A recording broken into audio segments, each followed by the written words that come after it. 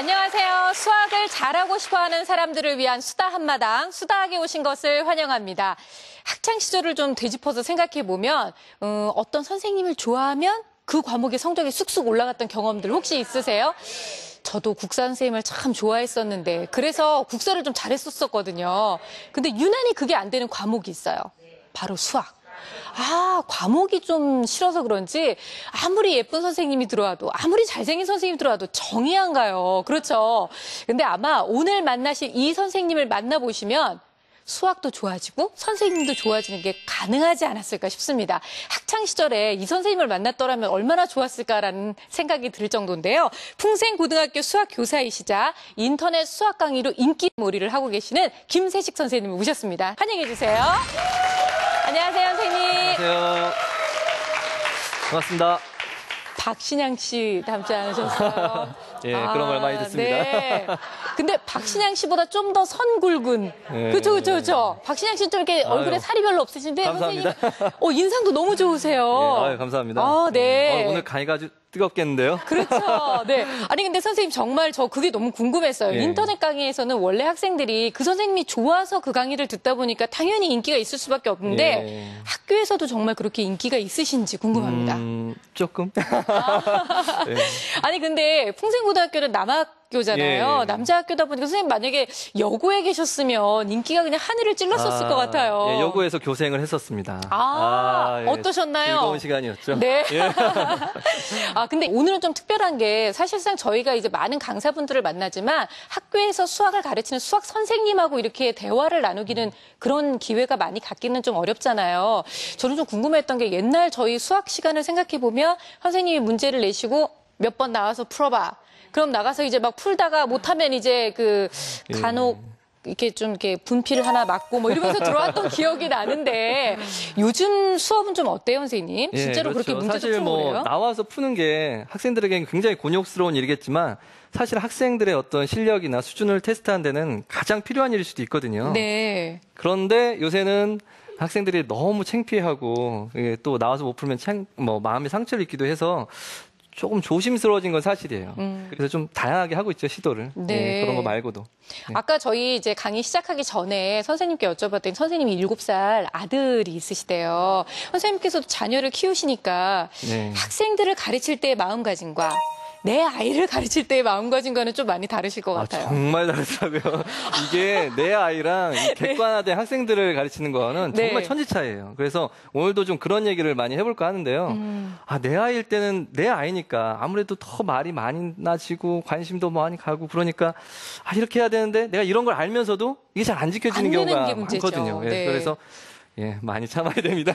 저희한테 오늘 참을 수 있는 방법을 가르쳐 주시는 건가요? 네, 저도 참으려고 많이 하는데 저도 잘 안 되거든요, 사실. 근데 이제 그런 방향, 어떻게 해야 된다라는 그런 방향성에 대한 얘기를 하지 않을까 그렇게 생각합니다. 오늘 강연은 더 기대가 돼요. 저희가 참 만나뵙기 어려운 수학 선생님 그리고 더불어서 부모의 마음으로 강연을 해주실 거기 때문에 여러분들께서 호응 잘해주신다면 정말 즐거운 강연이 될 것 같습니다. 큰 박수로 일부 강연 청해 듣겠습니다.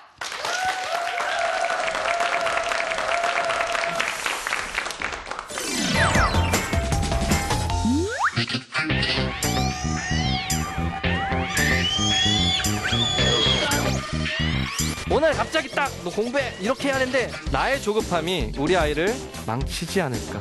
Get an A, get the door, don't start with me. Where's your books and your lunch and your homework? And get a job, get a life, get a PhD. You can't even hear a word I say. 어떤 부모님이 그렇게 만드는지 궁금하지 않으세요? 수학 어떻게 해야 잘하나. 잘하기 위한 조건이 있죠. 그게 부모님의 역할입니다.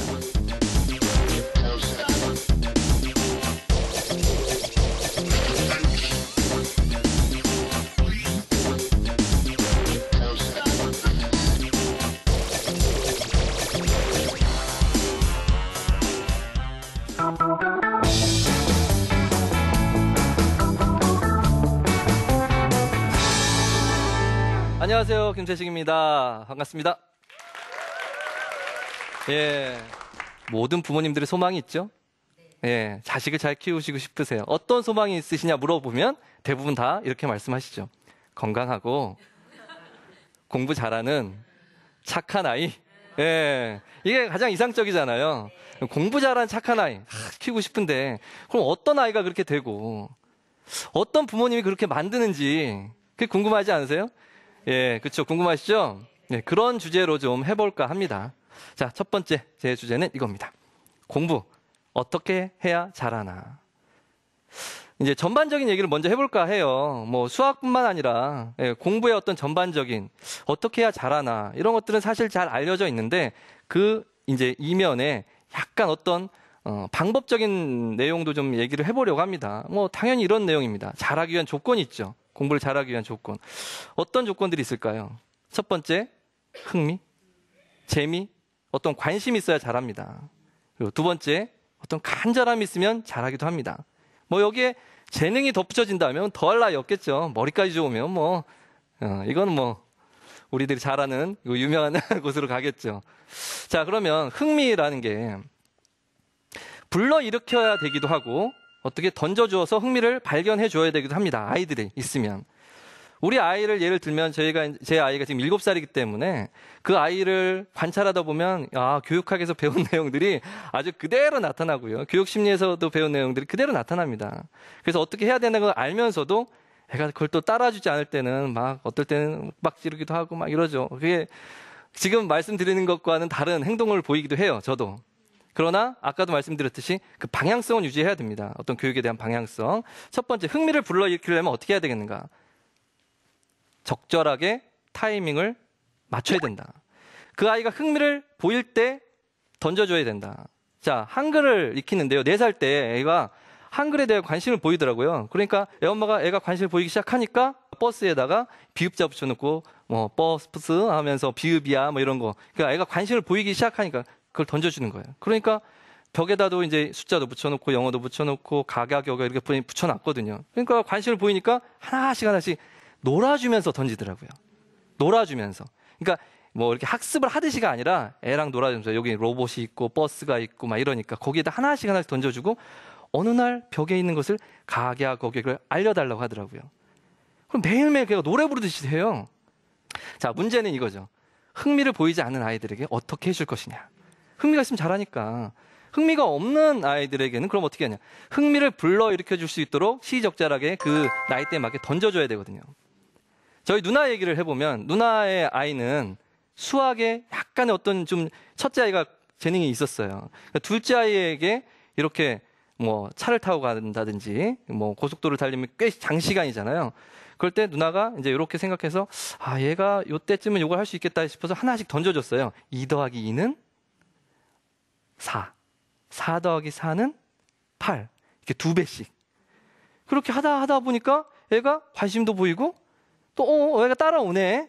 무리 가게 됐으면 멈췄겠지만 따라오더라는 거예요. 따라오니까 좀 더 하니까 지금 7살인데요. 이제 8살 됐네요. 만자리까지 계산을 하더라고요. 이제 흥미가 없는 데를 불러일으켜 주는 데는 사실은 어머님들의 그 초등학교 초등학교까지는 그런 관심으로 지속적으로 수준에 맞는 것을 던져주는 것을 하셔야 돼요. 자, 그다음 여러 가지 사안이 있어요. 제 아이가. 그런데 그 또봇, 지금은 또봇을 너무 좋아해요. 그래서 또봇 그래. 또봇도 사줘야지. 뭐 로봇도 좋아하고. 그다음에 공룡을 좋아해요. 그래서 공룡 이름이 어마어마하게 많은데 너무 복잡해요. 전 외울 수가 없어요. 그런데 같이 좀 했어요. 그래서 저도 트리케라톱스니 뭐 이런 거 몇 가지 외워요. 복잡해요. 그런데 요새는 또 100명의 위인들. 노래 정말 깁니다. 그래서 사촌형이 하는 거 보고서 아빠 나도 할래 그러는 거예요. 그래서 투입을 해줬죠. 3일 만에 거의 외우더라고요. 왜? 매일 반복하니까. 매번 애가 하고 싶을 때 하는 것이 가장 좋습니다. 예, 그때 가장 좋아요. 그렇게 해주시고요. 그 다음 간절함. 이 간절함이 사실은 더 현실적입니다. 왜냐하면 모든 아이들이 다 흥미가 있지 않거든요. 그러니까 간절함이라는 건 뭐냐면 어떤 동기죠. 내가 이걸 열심히 왜 해야 되지? 내가 수학을 왜 열심히 해야 돼? 왜 열심히 하겠어요? 그냥 어떤 아이들은 대부분 시험을 통과하기 위해서, 대학을 가기 위해서 공부를 합니다. 많은 학생들이 다 그렇죠. 수학 재밌어서 하는 학생들 많지 않거든요. 내 꿈이 이거니까 그 간절함 때문에 열심히 하는 겁니다. 저도 사실은 수학을 못하는 축에 속했습니다. 고백하건대. 예, 좋아하는 편도 아니었고 아주. 그런데 교사가 되고 나서는 너무 잘하고 싶은 욕구가 생겼어요. 정말 잘 가르치는 사람이 되고 싶다. 정말 공부를 열심히 했습니다. 중고등학교 때는 이만큼 열심히 안 했습니다. 솔직히 말씀드려서. 왜? 간절함이 없었거든요, 저는. 그냥 따라가는 정도. 이 간절함이 생겼어요, 저희한테도. 정말 열심히 했습니다. 교사가 된 이후로 잠을 3, 4시간 자본 적이 별로 없어요, 지금까지. 그만큼 연구할 게 많고 잘하고 싶은 욕구에 이것도 교구도 해보고 프로그램도 해보고 뭣도 해보고 원서도 사다가 교과서도 외국 교과서도 보고 정말 다양한 공부를 많이 해봤어요. 그렇게 오래 하니까 조금씩 자신감도 생기고 아, 나도 잘할 수 있구나. 저 사람들처럼, 저 잘하는 사람들처럼 할 수 있구나라는 어떤 자신감이 생기더라는 거죠. 그리고 없었던 것 같은 재능도 깨닫게 됐었어요. 그 시간이 좀 길게 좀 걸렸다는 것이 좀 있긴 한데요. 아마 다른 것을 했으면 또 그랬을지도 몰라요. 그런데 어차피 됐으니까 잘하고 싶어서 그런 간절함에 의해서 했죠. 그래서 그 간절함, 그런 학습 동기부여, 이게 사실은 돼야 되는데, 자, 그러면 그 간절함을 어떻게 생기게 만들 거예요? 이게 얘기의 핵심이죠. 아니, 그러면 그 간절함이 없는 애를, 야, 너 간절해야 돼. 하면 간절함이 생겨요? 안 생기잖아요. 그러니까 중요한 것은 그 학생들이 봉사활동을 하더라도 진짜 하게 만들고 체험을 하게 하고 이 학교에서 하는 행동, 그 과정들을 진짜로 하게 만들어야 돼요. 그렇지 않고 경험이나 여행이나 이런 것들이 없이 학교에만 있어서 애가 그 직업군을 어떻게 알겠으며 그런 것들에 대한 의식이 생길 리가 없겠죠. 그런 것들이 중요한 겁니다, 사실은. 진짜로 중요한 것은 아이들에게 경험도 해보게 하고 아, 이런 직업군이 있으니 이런 것도 한번 생각해보고 하고 이런 걸 해보면 아이가 느끼는 게 있거든요. 느끼는 게 없으니 꿈이 없죠. 그러니까 동기가 안 생기는 겁니다. 그런 것들을 경험을 자꾸 던져주셔야 됩니다. 그게 부모님의 역할입니다.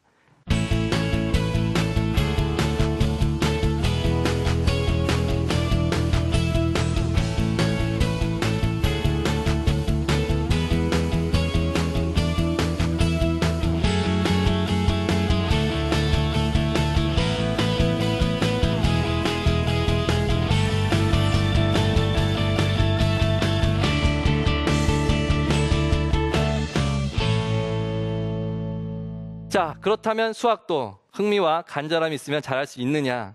당연히 그렇죠. 제가 던지고 싶은 것은 그럼 흥미와 간절함이 없는 학생도 그게 가능하느냐? 이거죠. 정말 어렵습니다. 사실은. 안 될 정도로 어렵습니다. 그렇기 때문에 초등 그리고 중학교 때의 학습 태도나 방법이 굉장히 중요해요. 이미 고등학교에 형성해 와온 다음에는 더 많은 에너지가 필요합니다. 초등학교, 중학교 때는 조금 더 유연해요. 따라서 지금 자녀분들이 어리다면 그런 것들을 좀 생각해 보셔야 되는데 사실 부모님들이 수학까지 하라는 거는 좀 무리한 요구잖아요. 그래서 학원도 보내시고 하죠. 그런데 초등학교 한 3학년 정도까지는 좀 하시는 게 좋습니다. 같이 하시는 게 좋습니다. 못 하시더라도 같이 고민하시는 그 과정을 하셔야 돼요. 아, 엄마도 어렵구나. 내가 못하는 게 그렇게 창피한 일이 아니구나. 라든가. 어른들도 힘든 거니까. 뭐 이렇게 스스로에게 어떤 자격지심 혹은 자책감 이런 게 들면 애들은 공부 안 합니다. 자신감을 불러일으키려면 그 과정에서의 느낌들을 꼭 느끼게 해주셔야 됩니다. 자, 그래서 사실 저희가 수업에서 이 적성과 흥미를 판단하는 문제를 대하는 태도. 왜냐하면 애들이 답만 원하는 학생들이 많거든요. 그래서 이 과제 집착력을 보는데 몇 가지 예를 들어주는데 뭐 수수께끼를 내기도 해요. 초등학교 같으면 수수께끼. 근데 고등학교에서 수수께끼 냅니다. 이런 얘기. 뭐 비는 비인데 무서운 비는? 이러면은 왜냐하면 잠 깨려고요. 왜 항상 다 공부가 재밌지 않거든요. 잠 깨려고 던집니다. 그러면은 어떤 학생들은 재미없어요. 왜? 하고 싶지 않아. 그런데 어떤 학생들은 B자가 끝나는 단어들을 다 나열하기 시작해요. 바로 과제 집착력이 있는 학생들이죠. 다 써요. 봄비, 겨울비, 여우비? 산성비? 이래요. 아닙니다. 도깨비입니다. 그러니까 어느 순간에 이렇게 찾아내게 되죠. 이렇게 답을 알려고 하는 것이 아니라 찾아나가는 과정을 즐기는 것이 있거든요. 이런 것도 예가 될 수 있습니다. 다음 등식이 성립하도록 네모 안에 수학 기호를 넣으시오. 답이 한 가지만은 아니거든요. 초등학생도 할 수 있고요. 제가 고등학교 수업할 때 아까 말씀드렸던 대로 수업 시간에 졸린다거나 어떤 계기가 필요할 때 이런 것을 던집니다. 그럼 막 달려들어요. 그런데 어떤 학생들은 또 그렇죠. 얘는 이런 태도를 보니까 이 아이는 과제 집착력이 있구나. 문제를 대하는 게 답만 원하는 게 아니라 과정도 즐기는구나. 그 과정을 즐길 수 있도록 해줘야 되거든요. 공부라는 것은 특히 수학이 그렇습니다. 결과가 중요한 것이 아니라 사실은 과정이 중요한 거거든요. 틀리면 어때요, 저거? 좀 모르면 어때요? 그렇죠? 큐빅 같은 것도 마찬가지예요. 어떤 아이들은 뜯어버리거든요. 큐빅 이게 돌리는 거 있잖아요. 색 맞추는 거, 면 맞추는 거. 이게 재밌어서 하는 거거든요. 이걸 찾아내고 하는 게 돌리고 막 해서 이렇게 하면 되나? 이렇게 하면 되나? 물론 방법도 있고 익히는 데 있고 뭐 이런. 자, 이거 한번 답 좀 보세요. 정답 보세요. 4.5, 4.5 수학교 점이라는 걸 생각 잘 못 하거든요. 예. 이런 게 이제 정답으로 나왔는데 아이들은 또 여러 가지 답을 냅니다. 이런 답도 내죠. 자, 보세요. 플러스는 플러스. 그렇죠? 이런 것도 있을 수 있고 이런 것도 있습니다. 그러니까 이것은 처음에 제가 가지고 갔던 것은 첫 번째 줄이었어요. 그런데 두 번째, 세 번째 줄이 나오더라는 거죠. 보세요. 답은 한 가지가 아니에요. 이 경우에는 과정을 즐겨야 됩니다. 과정을. 아이들이 답만 맞추려고 하지 않도록 그런 습관을 길러줄 수 있도록 하는 것이 매우 좋을 것 같습니다. 예. 자, 그래서 초등 학습 습관을 형성하는데 부모님들의 절대적 지원이 필요합니다. 사실은 부모의 심리적 지원과 소통이 중요한데, 자, 여기서 소통이라는 것은 아까 저희 누나와 같은 것을 말하는 겁니다. 대화도 중요하고요. 만약 수학적인 어떤 내용을 학생들에게 키워주고 싶다고 한다면 대화를 하시는데 조금 어려워요, 물론. 초등학교 예를 들어 뭐 소수, 분수, 분수에 대한 얘기를 하면 좋겠네요. 분수 같은 경우 우리는 잘 알아요. 2분의 1 더하기 뭐 3분의 1 하면은 알아요. 통분해야 되고 이런 거 아는데 실제로요. 중학교나 고등학교에도 그 분수 못하는 학생들도 있거든요. 어떻게 하는지 아세요? 2분의 1 플러스 3분의 1을 어떻게 하냐면 2하고 3 더해요. 5분의 2.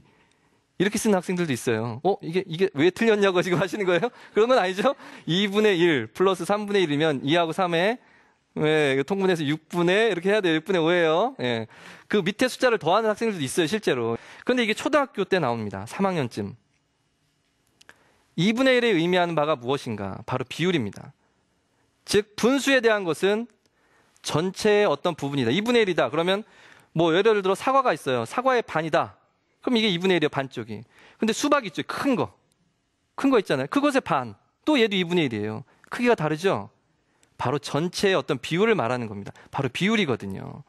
그런 것들, 즉 개념을, 계산력은 누구나 다 할 수 있습니다. 분수라는 개념은 모르고 계산도 할 수 있어요.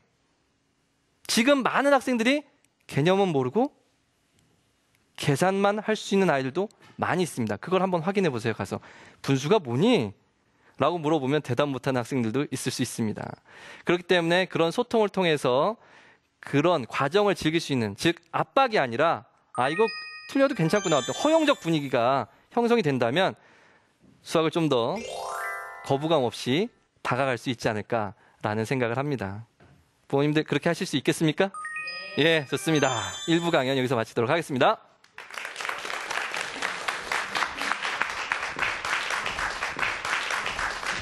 이게 강연을 들으시면서 여러분은 어떠셨어요? 수학이라는 것이 꼭 어려운 것만이 아니라 선생님 말씀대로 이렇게 조금씩 접근을 하다 보면 쉽게도 갈 수 있겠구나. 아까 분수 말씀하실 때도 그랬고요.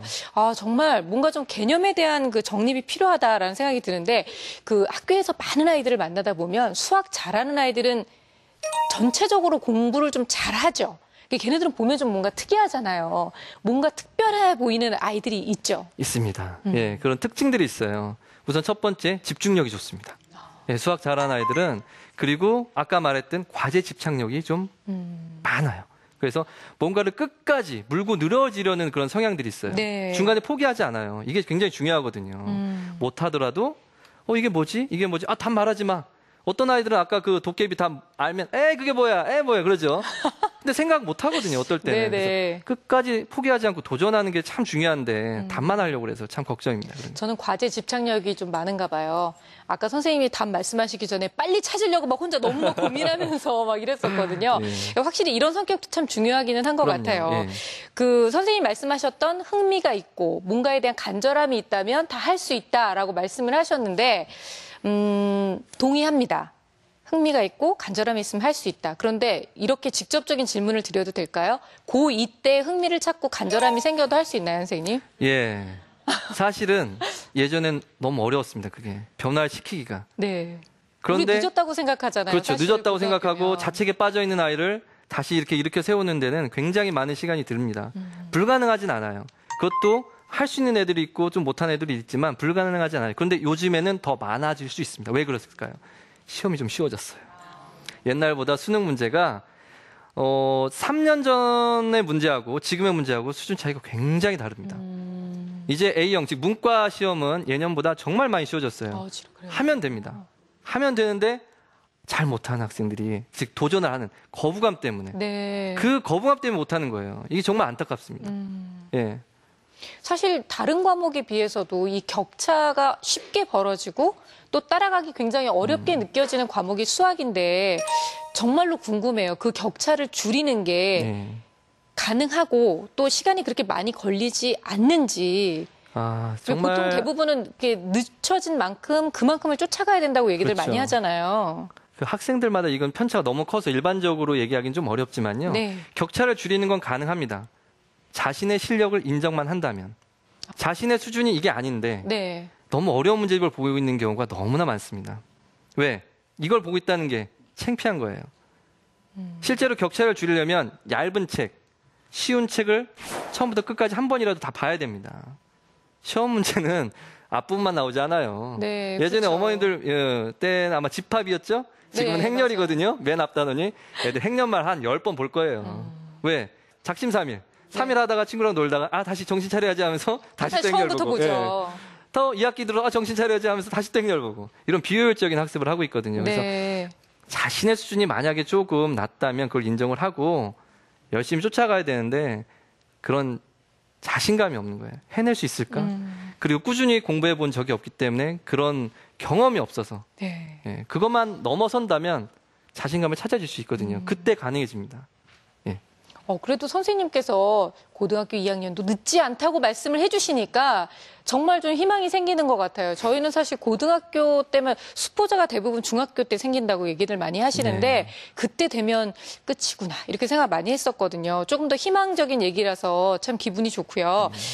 일단은 선생님께 이런 질문 하나 드리고 싶어요. 많은 분들이 저희 공부할 때만 해도 복습이 중요하다 이런 얘기를 많이 하셨는데 정말 몇 년 전부터 선행학습이 중요하다는 얘기를 많이 하시거든요. 만약에 선행과 후행 뭐 이렇게 좀 구분을 한다면 네. 선생님께서는 이 비율을 어떻게 두는 게 좀 중요하다고 생각하시나요? 뭐 쉬운 예로 한다면 뭐 예습 복습이라고 얘기하면 네. 되겠죠. 예, 예습 사실 저 개인적으로는 예습을 더 중요시하는 편입니다. 사실은 제 개인적으로도 여태까지 공부를 예습 위주로 했거든요. 네. 수업 시간은 복습을 활용했어요. 무슨 얘기냐면 저녁에 그 다음날 과목을 공부를 해요. 미리 좀 알고 가는 미리 좀 거구나. 알고 하면 선생님이 어떻게 설명하시나? 이거 잘 모르겠는데 다음 날에 선생님이 어떻게 설명하시는지 잘 봐야지 하고 그리고 필기 안 하고 저는 선생님이 설명하시는 걸 똑바로 봤어요.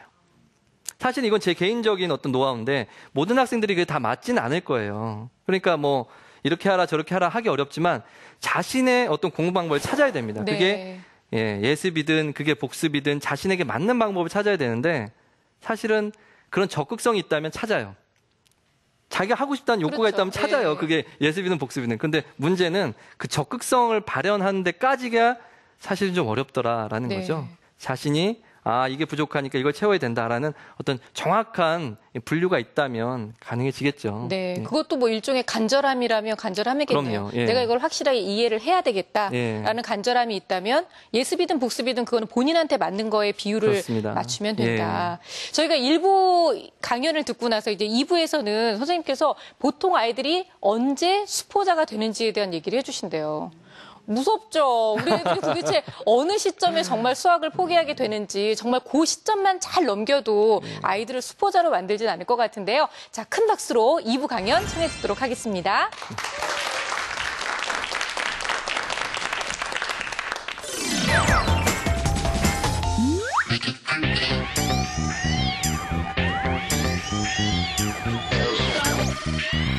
오늘 갑자기 딱 너 공부해 이렇게 해야 된대. 나의 조급함이 우리 아이를 망치지 않을까.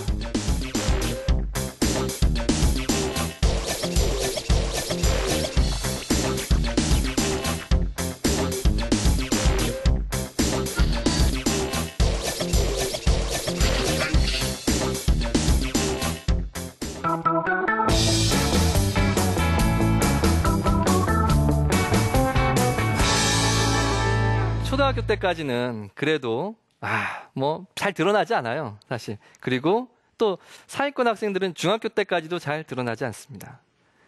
근데 고등학교에 들어가면 드러나기 시작하죠. 왜냐하면 문제의 수준과 개념 그리고 양이 많아집니다. 높아지고 양이 많아지기 때문에 어려워하죠. 그래서 이런 주제를 생각해 봤습니다. 수학 어떻게 해야 잘하나. 정말 고민이 많으시죠? 수학 때문에 사교육을 시켜도 잘 답이 없는 것 같고, 그럼 어떻게 해서 애가 좀 스스로 알아서 해줬으면 좋겠는데 애는 잘 안 따라주고 수학은 어렵다고 하고 답이 없네. 어떻게 해야 되지?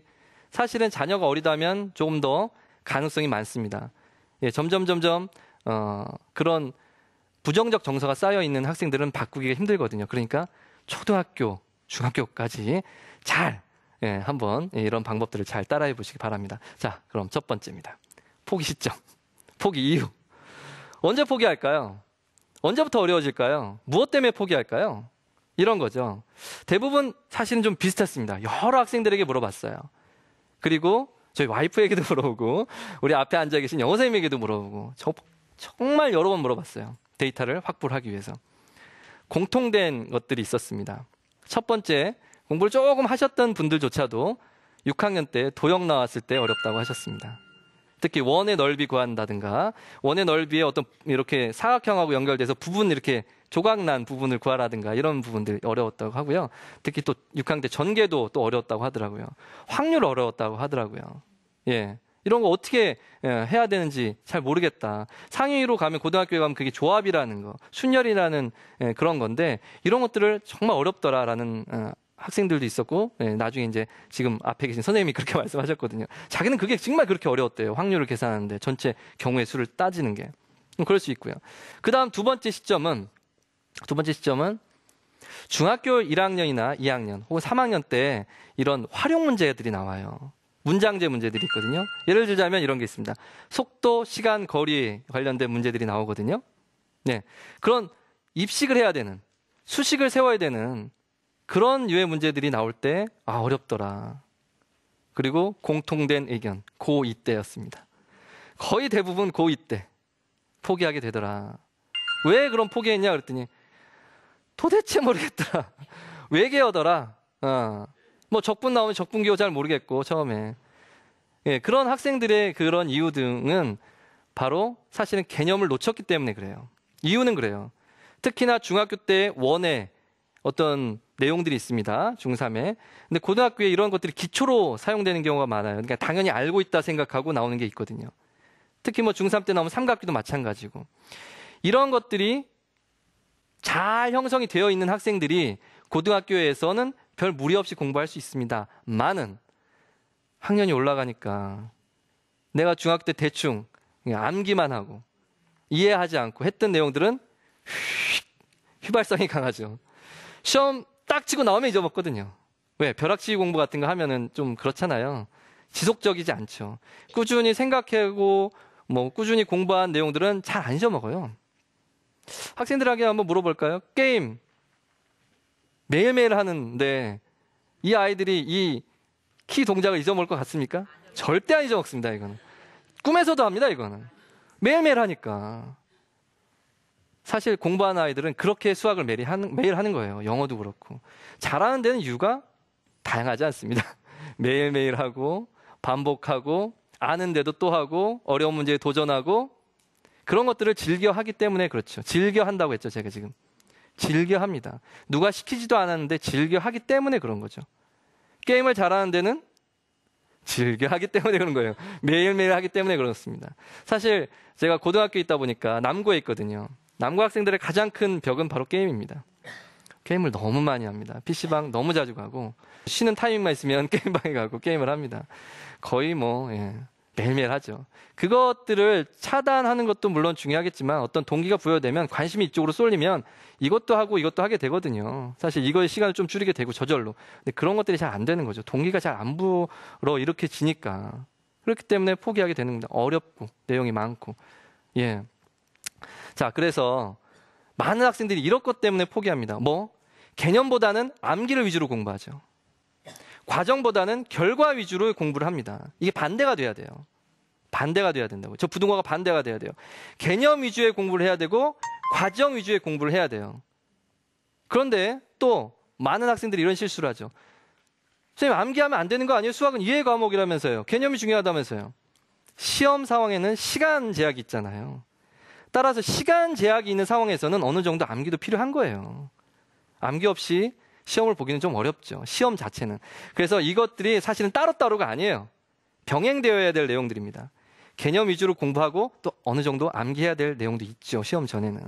그리고 과정 위주의 공부를 해야 되겠지만 결과를 내는데 틀리면 또 어떡하겠어요. 그렇죠. 그래서 사실은 저것들이 다 같이 병행되어야 된다. 그러나 우선시해야 된다. 평소에는 개념과 과정을 우선시해야 된다라는 것이 명확하죠. 이런 것들을 해야 되는데 학생들이 좀 어려워하죠. 이런 개념이나 과정에 대한 것들. 그리고 사실은 이런 인식들이 있어요. 부모님들이. 어떤 인식들? 결과만 좋으면 되는 거 아니야? 점수만 좋으면 되는 거 아니야? 아닙니다. 그렇지가 않아요. 사실은 그 효과가 언제 나타나냐? 바로 고2 때 포기하는 시점에 나타나는 거예요. 그렇게 공부한 학생들은 바로 고2 때 어려움을 또 겪게 되는 거고, 그렇게 공부하지 않은 학생들은 고2 때 그걸 극복해 나갈 수가 있는 겁니다. 이 차이가 바로 고2 때 나타나는 거죠. 그래서 그 포기하는 시점, 포기하는 이유를 분석하다 보면 왜 초등학교, 중학교 때 그렇게 공부해야 되는지 그 이유가 명확합니다.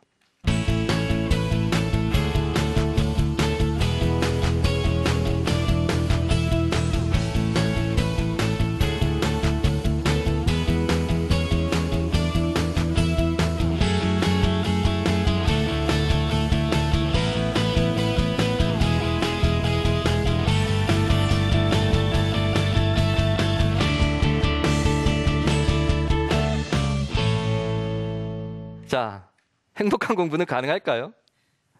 어느 날 엘리베이터를 탔는데요. 정말 제가 좀 민망해서 이런 걸 기억하고 있습니다. 엄마가 그리고 7살 아들을 데리고 tas어요. 저하고 이렇게 셋이 올라가는데 애가 벽을 보면서 띄엄띄엄 읽더라고요. 한글 읽는구나. 읽는데 엄마가 한숨을 푹 쉬면서 7살이 돼서 이제 아직도 저렇게 한글을 못 읽어서야 너 어떡할래? 이러는 거예요. 옆에 있는데 제가 다 민망해가지고 너무 불쌍한 거예요, 애가. 그렇게 해서 애가 한글 공부에 대한 기쁨이 있을까요? 절대로 없습니다. 그 아이는 한글 공부가 싫을 거예요. 그 책 안 열어볼걸요, 아마? 자, 제가 가져온 사진을 한번 보세요. 착시 현상. 주황색 있죠? 이제 주황색 먼저 볼 건데요. 회색, 큰 회색으로 둘러싸여 있고 작은 회색으로 둘러싸여 있잖아요. 어느 쪽이 더 커 보이세요? 보시는 방향에서 왼쪽, 오른쪽. 오른쪽이 더 커 보이죠? 작은 거에 둘러싸인. 예. 뭐, 제목에서 느끼셨겠지만 착시입니다. 똑같습니다. 주황색이. 주황색의 원이 똑같은 크기예요. 자, 옆에 있는 선은 보세요. 옆에 가로선이 있고 네모들이 있죠? 예. 실제로 저 가로선들은 평행선입니다. 삐뚤빼뚤해 보이죠? 주위에 사각형이, 정사각형이 저렇게 이렇게 삐뚤빼뚤해 되니까 삐뚤빼뚤해 보이잖아요. 평행선인데. 자, 보세요, 어머니. 주위에 어떤 것이 있느냐에 따라 본질이 달라 보이죠. 본질은 같은데 우리가 착각하고 있는지도 모르잖아요. 그 아이가 국어에 재능이 있는지 어떻게 알아요? 잠시 늦을 수도 있고 조금 늦게 시작할 수도 있고. 그런데 엄마는 단언해버립니다. 왜? 주위에 잘하는 애들이 있었겠죠. 학원에 부추김이 있었을지도 모릅니다. 학원의 공포 마케팅을 이길 엄마들은 별로 없습니다. 사실 그래요. 엄마 이렇게 하면 안 돼요. 지금 공부해야 돼요. 영어 공부해야 돼요. 그럼 대학 못 가요. 뒤처진다니까요. 마음이 어때요? 쿵 내려가죠. 이제 심쿵이라고 말하잖아요. 심장이 쿵 내려앉는다면 왜? 내 자식이니까. 늦는 것 같고. 착시 현상이 생길 수 있습니다. 우리 아이는 대기만성형일 수도 있는데 기다려주면 쫓아가서 훨씬 더 개념을 잘 이해하고 더 잘할 수 있는데 나의 조급함이 우리 아이를 망치지 않을까. 오히려 저는 이 걱정을 하시라고 말씀드리고 싶어요. 가족들이 기대치가 너무 높아서 주위에 너무 맞추려다 보니까 내 아이의 학습을 기준을 너무 높여놓은 게 아닐까. 이런 걱정을 하시는 게 맞을 것 같다라는 생각이 들어요, 저는. 그래서 부모의 관심, 그리고 여유 있는 태도가 필요합니다. 그리고 아이의 학습에 대한 혹은 수학에 대한 긍정적 태도 혹은 긍정적 정서를 키워야 됩니다. 그렇다면 방법은 아까 일부에서 말씀드린 소통입니다. 대화입니다. 초등학교 3학년 때까지는 거의 모든 부모님이 가능하세요. 그 다음부터는 좀 맡기셔야 되긴 해요. 그러나 스스로 공부해서 중학교 때까지는 사실은 좀 가능한 부분도 있습니다. 열의가 있으시다면 그렇게 하시고요. 그러나 초등학교의 학습 태도, 아까 말한 그 과제 집착력 이런 것들이 형성이 되는 시기에 너무 급하게 과격하게 주장하시면 아이 공부하고 멀어지는 학생이 될 수도 있어요. 저는 이것이 가장 걱정이 됩니다. 자, 그래서 아이가 공부를 잘하기를 원한다면 사실은 스스로 행복감을 느끼게 해야 됩니다. 분명히 역경은 생기죠. 삶을 살아가다 보면 역경이 생겨요. 그런데 그걸 극복할 수 있는 정서들, 그게 수학일 수도 있고 삶의 어떤 다른 어려움일 수 있겠죠. 자기 존중의 힘이 필요합니다. 그런 성취 역량, 어떤 것을 성취하는 그런 역량을 발휘하려면 자기를 무시하고 어떻게 그 아이가 공부를 잘할 수 있겠어요. 그런 긍정적 정서를 좀 키워주셔야 됩니다. 잘하고 있다. 자주 말씀해 주시고 괜찮아, 괜찮아 말씀해 주시고. 예. 자, 수학의 특징을 인식하셔야 됩니다. 과정의 실수가 곧 수학의 실패인가? 아닙니다. 아까 제가 비는 빈대 무서운 비는 말씀드렸잖아요. 보세요. 나열하면 돼요.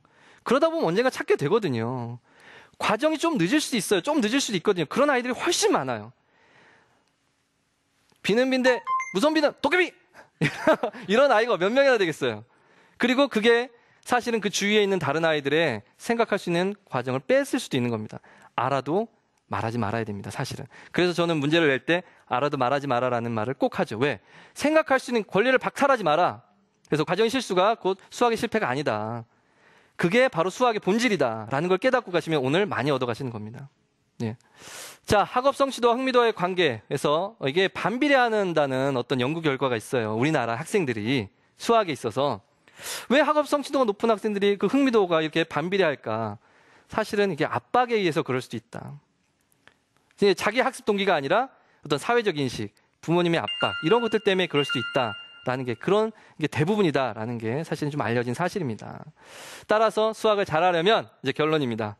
학습에 대한 긍정적 태도를 길러주셔야 되고요. 바로 흥미를 불러일으켜 주셔야 되고 그리고 스스로의 학습 동기가 발현되도록 해줘야 됩니다. 그게 바로 간절함이겠죠. 이런 것들이 필요합니다. 이런 것들을 일으켜 주실 수 있도록 초등학교, 중학교 때 좀 우리 아이가 어느 단계인지 면밀히 좀 살펴보시고 수학에 대한 단계도 좀 살펴보시고 해서 관심 있게 지켜보시면 분명히 그런 어머님들의 관심에 대해서 보답을 할 겁니다. 자, 제가 이제 고등학교 선생님이다 보니까 수학 공부법에 대해서는 좀 말씀을 드리고 갈까 해요. 제가 입시 설명회 가거나 그러면은 학생들이 항상 이런 질문을 하거나 뭐 수강 후기나 이런 데 보면 항상 질문이 올라오거든요. 그런 것들에서 가장 많이 묻는 질문 이런 거죠. 어떤 책으로 공부해야 되나요? 이거 사실 이거 한 30분, 1시간 이거만 가지고 해도 됩니다. 그런데 이제 간략하게 말씀드리자면 핵심만 첫 번째, 수학 해설지 없이는 공부를 못 해요. 해설지 없이는 문제를 못 풀겠어요. 어떻게 해야 될까요? 이 학생들. 해설지 안 보는 게 좋을 것 같죠? 예, 맞아요. 해설지 안 봐야 돼요. 그런데 우리 지금 수능에서 등급이 있어요. 1등급에서 9등급까지 있거든요. 등급으로 얘기를 하자면 5, 6, 7, 8, 9등급 학생들은 사실은 못 풀어요. 그래서 예제를 많이 써야 됩니다. 쓰세요. 제발 좀 써라 합니다. 보고라도 좀 써라. 써라 좀. 안 써요. 쓰는 게 이게 공부가 되는데 그걸 잘 안 하더라고요. 그래서 첫 번째 그렇고. 그다음 2, 3, 4등급 학생들, 중위권 학생들이라고 한다면 어머니들한테 답지를 과감하게 찢어서 맡기라고 합니다. 왜? 보지 말아야 돼요. 아까도 얘기했듯이 답을 봐버리면 내가 사고할 수 있는 그 과정을 놓치는 거예요. 답을 빨리 본다면 수학을 잘할 수 없습니다. 이렇게 해야 돼요. 엄마한테 맡겼죠. 일주일간 뭐 하루에 10개씩 풀겠다. 고등학교의 문제 좀 어려우니까 뭐 20개 풀겠다. 자기 수준에 맞춰서 정해놔야겠죠. 풀었어요. 예를 들어서 10개인데 7개밖에 못 풀었어요. 그럼 일주일간은 나머지 문제들, 못 푼 문제들을 고민해야 돼요. 보기 전까지. 화장실 갈 때도, 버스를 탈 때도, 밥을 먹을 때도 사실은 이렇게 집중해야 되거든요. 그게 과제 집착력입니다. 자, 그렇게 해도 안 되는 게 있겠죠. 그럴 땐 답을 보라고 해요, 저는. 그래서 왜냐하면 고3쯤 되면 시간이 좀 부족하니까. 그래서 한 줄 한 줄씩 보라고 그래요. 한 줄 한 줄씩. 아껴서, 가려서 한 줄 한 줄, 한 줄 한 줄 이렇게 보라고 하거든요. 그러면 얘가 어떻게 되냐면, 이러거든요. 내가 이걸 몰랐지? 아는 건데. 대부분 다 이러습니다. 아는 건데. 경험 있으시죠? 아는 건데 틀렸어. 아는 건데 왜 틀릴까요? 생각이 안 날 수도 있고, 그때 응용이 안 될 수도 있고, 당황했을 수도 있고, 그렇거든요. 그러니까 그런 과정을 많이 겪어야 됩니다. 1등급이라면 그런 시간을, 안 보는 시간을, 사고하는 시간을 더 많이 들여야 됩니다. 이게 첫 번째 팁이고, 두 번째, 어떤 책으로 공부해야 되냐? 사실 책은 중요하다고 생각하지 않습니다. 수준에 따라 다 다른 책을 봐야 된다는 것이 중요한 거죠. 하위권이라면 얇은 책을 처음부터 끝까지 다 봐야 돼요. 하위권들의 특징이 뭐냐? 앞에만 해요. 아까 말씀드렸듯이 행렬만 해요. 얇은 책이라도 처음부터 끝까지 다 봐야 돼요. 왜? 골고루 나와요. 실제로. 근데 그렇게 안 합니다. 그렇게 해서 어떤 책이냐가 중요한 것이 아니라 어떻게 공부해서 끝까지 다 보았는가, 꾸준히 학습하는가가 더 중요한 겁니다. 얇은 책일수록 하위권에겐 더 좋다. 오답노트는 필요할까요? 필요하다고 하는 학생들이 훨씬 많습니다. 그런데 오답노트의 맹점은 이런 겁니다. 자, 30문제가 있었어요. 모의고사를 봤어요. 17개 틀렸어요. 13개 맞고. 오답노트 정리하려면 17개 정리해야 되는 거예요. 어떻게 할 거예요? 정답 노트를 만들어야 될 판이죠? 예, 그렇습니다. 수준에 맞게 해야 되고요. 이 오답 노트보다는 사실은 모든 학생들이 다 해야 되는 것은 자신만의 개념 노트라고 생각합니다. 저는. 개념 정리해놓고 그 다음에 기출문제 정리하고 뭐 링노트 같은 걸로 끼워 넣는 이런 방법들이 사실은 현실적인 방법이 될 수 있습니다. 상위권들은 오답노트 정리하는 게 쉽죠. 뭐 3개 틀리고 2개 틀리고 막 이러면 약점만 딱딱 집어내면 되니까. 무슨 말씀인지 알겠죠? 예, 그렇게 해서 그렇게 좀 조언을 하면 학생들이 엄마 좀 아시네 뭐 이럴 수도 있습니다. 예, 그러니까 그런 식으로 다정하게 접근해 주신다면 좋을 것 같습니다. 그러니까 갑자기 이런 것들을 하면 어머님도 안 통해요. 하루에 아이와 30분을 대화하겠다. 아니면 30분 운동이라도 하겠다. 30분을 좀 걷겠다. 이런 것들이 좀 있으면, 형성이 되어 있으면 이런 말들도 쉽게 하고 편하게 다가가는데 오늘 갑자기 딱 너 공부해 이렇게 해야 된대. 나 오늘 EBS 선생님한테 배워왔는데 이렇게 해야 된대. 안 통해요. 이런 정서적인 것들이 교류가 있는 다음에야 어머님들의 말이 통합니다. 그걸 꼭 기억하시고요. 그렇게 하시면 아까 초반에 말씀드린 공부 잘하는 착한 아이, 그리고 건강한 아이를 만들 수 있습니다. 예, 여기까지입니다.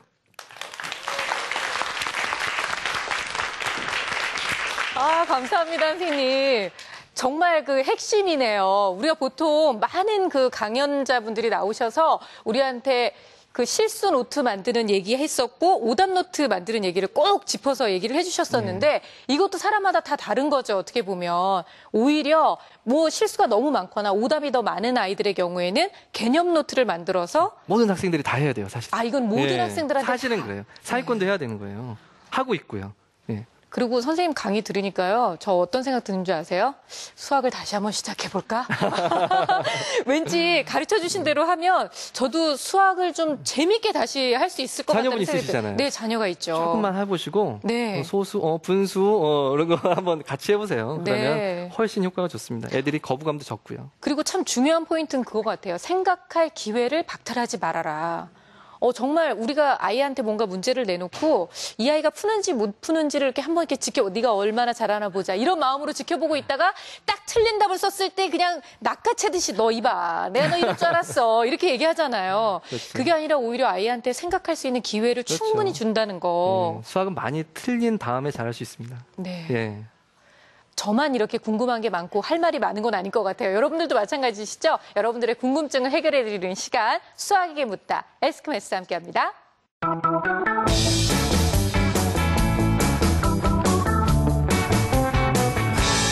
자, 오늘도 역시 여러분들의 첫 번째 질문을 길거리에 직접 나가서 학생들의 궁금증을 저희가 물어봤거든요. 화면으로 만나보시죠. 저는 수학 공부할 때 외우는 걸 정말 싫어하거든요. 근데 외워야 하는 부분이 있잖아요. 그런 부분은 어떤 식으로 해야 공부가 더 잘 될까요? 저는 학원에 다니면 선생님들께서 그냥 문제를 통째로 외워라 이렇게 말을 하시는 경우가 많은데 그런 방법이 효과가 있는지 여쭤보고 싶습니다. 네, 오늘은 질문 모두 좀 암기와 관련된 게 많아요. 네. 사실 우리가 수학하면 이해하는 과목이지 암기하는 과목은 아니라고 얘기는 많이 하는데 사실 개념이나 뭐 공식 이런 건 외우는 게 맞잖아요. 첫 번째 그럼요. 질문부터 좀 한번 예. 짚어주시겠어요? 사실 저 같은 경우에 제 경험을 예를 들자면 사실은 저는 백지 연습장을 많이 썼습니다. 무슨 얘기냐면 연습장을 놓고 책을 보고 쓰는 게 아니라 네. 책을 덮고 쓰는 겁니다. 무슨 말씀인지 아시죠? 네네. 그러니까 공식 같은 걸 내가 아는지 모르는지 써봐야 되거든요. 쓰세요.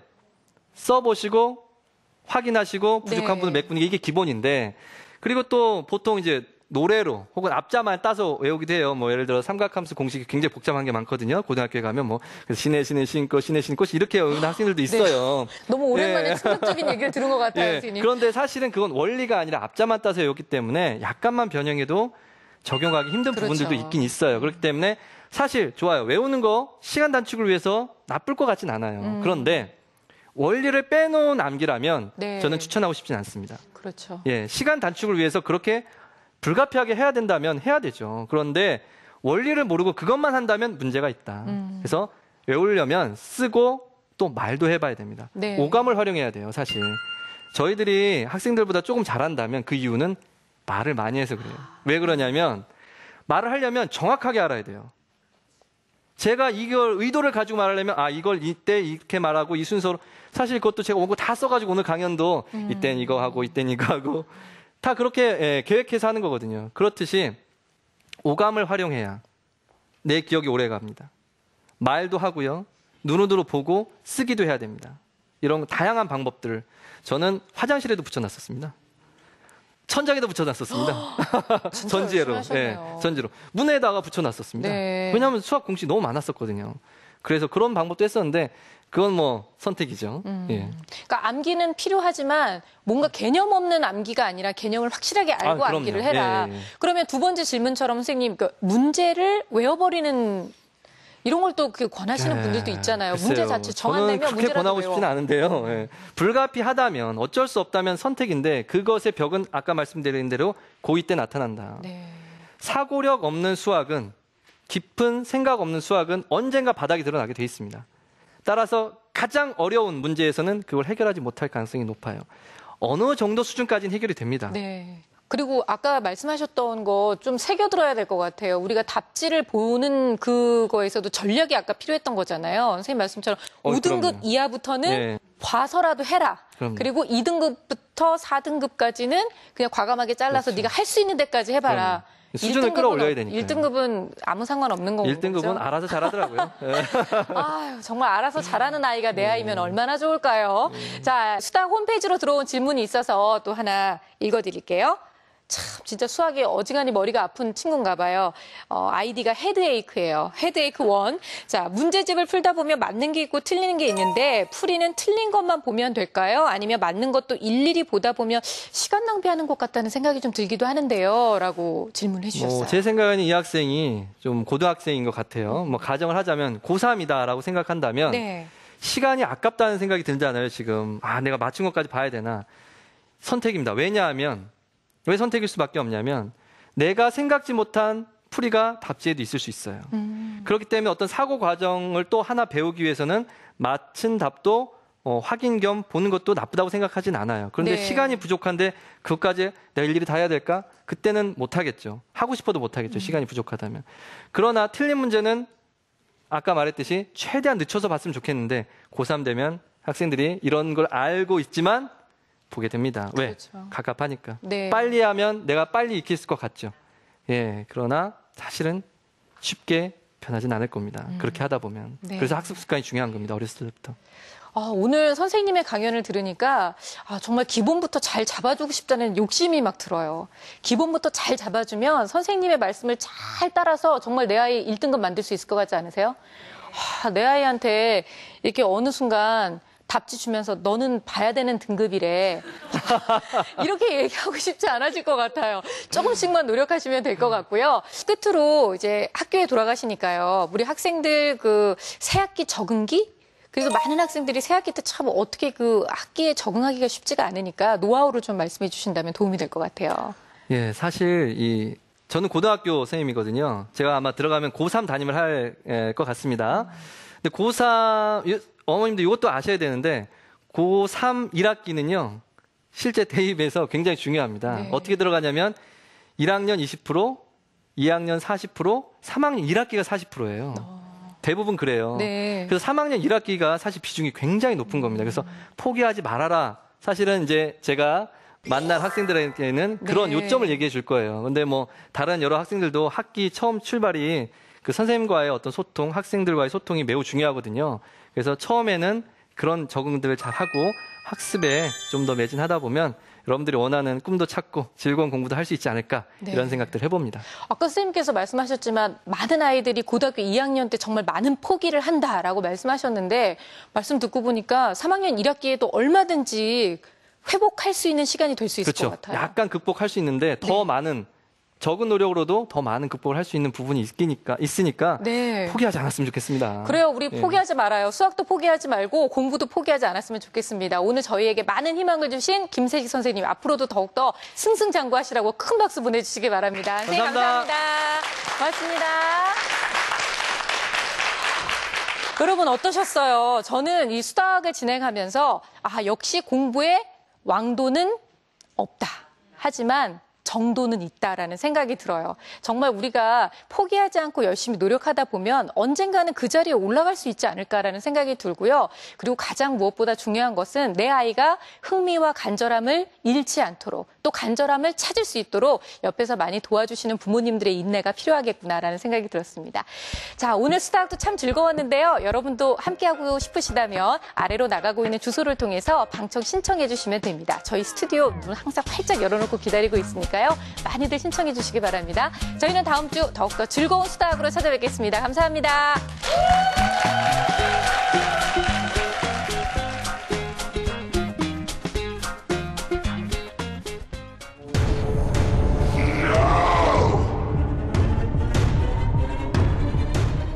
세상이 바뀌었어요. 우리 아이들이 살아갈 세상은 우리가 아는 세상하고 다르고 이렇게 생각하는 아이들 잘못 가르치는 겁니다.